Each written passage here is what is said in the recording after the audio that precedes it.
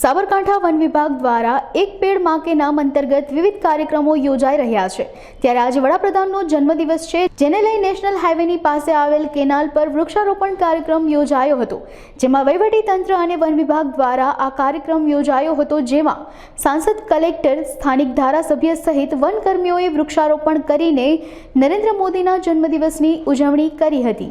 આજ રોજ ભારત દેશના માનનીય સન્માનીય વડાપ્રધાન શ્રી નરેન્દ્રભાઈ મોદી સાહેબના જન્મદિન નિમિત્તે સાબરકાંઠા વહીવટીતંત્ર દ્વારા તેમજ નગરપાલિકા દ્વારા જે આયોજન કરેલ તે પૈકી આજે એક પ્લાન્ટેશનનું પણ આપણે આયોજન કરેલ। તે પૈકી આજે હિંમતનગરથી અમદાવાદ રોડ ઉપર કેનાલ સાઇડ પર આપણે 301 રોપાનું વાવેતર વન વિભાગ દ્વારા કરવામાં આવેલ છે મોદી સાહેબના જન્મદિન નિમિત્તે। આજે આપણા વિશ્વ નેતા અને વિકસિત ભારતના સ્વપ્ન દ્રષ્ટા એવા માન્ય વડાપ્રધાન શ્રી મોદી સાહેબનો જન્મદિવસ છે।